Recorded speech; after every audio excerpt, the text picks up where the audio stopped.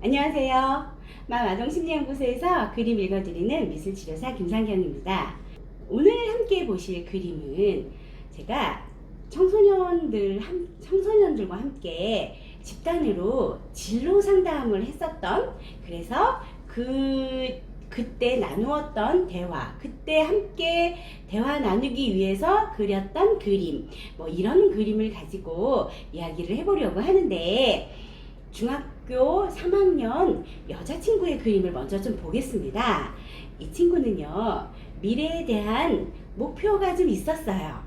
어떤 목표를 가지고 있었냐면, 자기 빅데이터 연구하는 사람 되고 싶다고 하더라고요. 그러면서 왜 이쪽은 노벨상이 없어요? 그런 질문을 했었던 그런 친구였어요. 예, 그 친구가 그린 풍경 그림을 가지고 이야기를 한번 해보고 싶은데, 그림을 먼저 보고요. 그림 안에서 이 친구가 어떤 걸 표현을 했고, 그리고 상담 선생님으로서 어떤 조언을 해줄 수 있는지 함께 이야기 나눠보도록 하겠습니다. 그림 먼저 볼게요. 자, 멋진 풍경화가 보이네요. 그죠? 그 지면을 완전히 다 채운 멋진 그림이 나왔어요. 여러분들 보시기엔 어떻게 보이실까요? 자, 저는 오늘 이 그림에서 전체적인 필압을 조금 구별해서 이야기해 보려고 합니다. 필압을 좀 구별해서 이야기를 해볼 거고요. 그리고 이 그림만 있는 특이한 점, 제가 부탁하지 않았던 추가해서 그린 그림이 있어요. 길 한복판에요, 이렇게 커다란 모닥불이 있어요. 예. 자, 이거는 또 어떤 의미일까요? 자, 이거를 해석을 해보려고 합니다.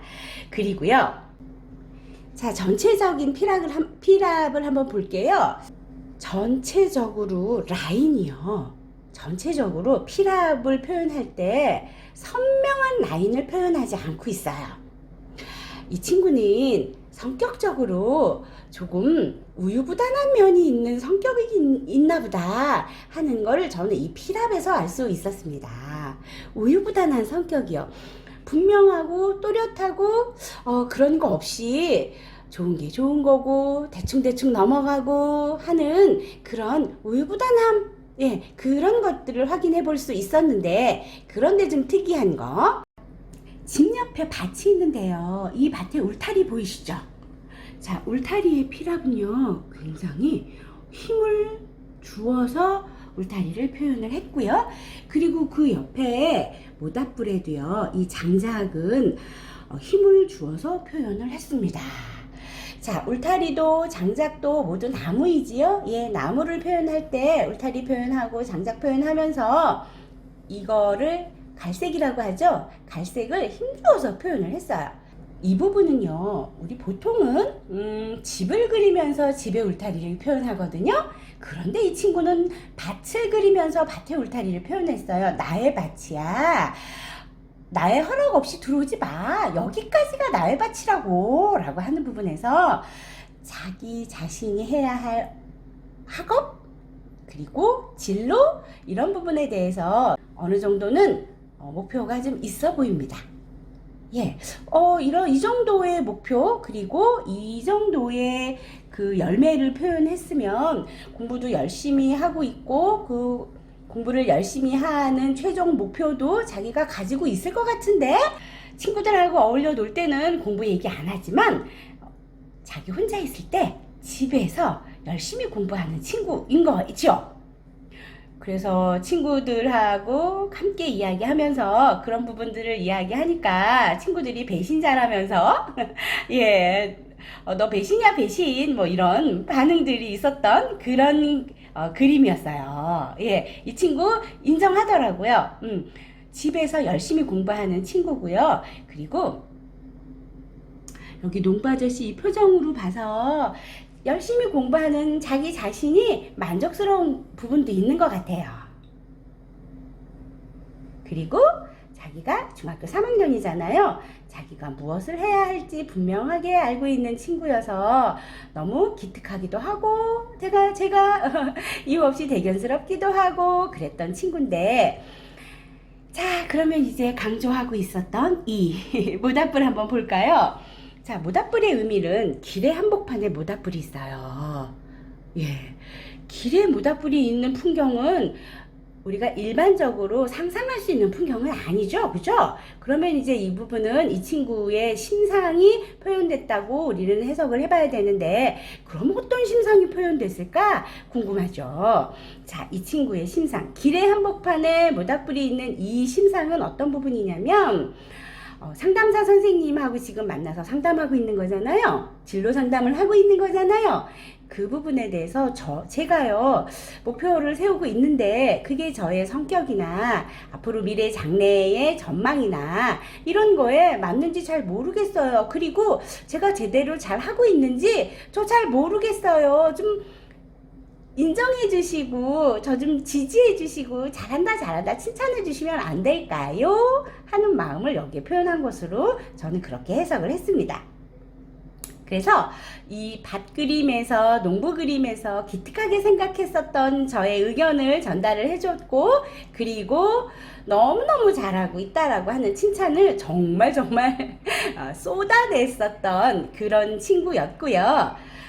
그래서 충분히 진로 상담에 대한 만족, 그리고 의미 있는 시간이었습니다 하는 그런 그런 학생의 반응이 있었습니다. 예. 자, 그림에 표현되어 있는 것처럼 이 친구는 자기의 목표를 가지고 자기에게 주어진 학업을 열심히 하고 있는 친구였고요. 모닥불에 대한 이야기를 하면서 미래에 대해서 너무 염려하지 말고, 너무 불안해하지 말고, 지금 오늘 내가 나에게 주어진 일을 최선을 다했으면 분명히 그 미래는 그 최선을 다한 결과가 널 기다리고 있어. 걱정하지 마. 라고 이야기해줬던 부분이 있고요.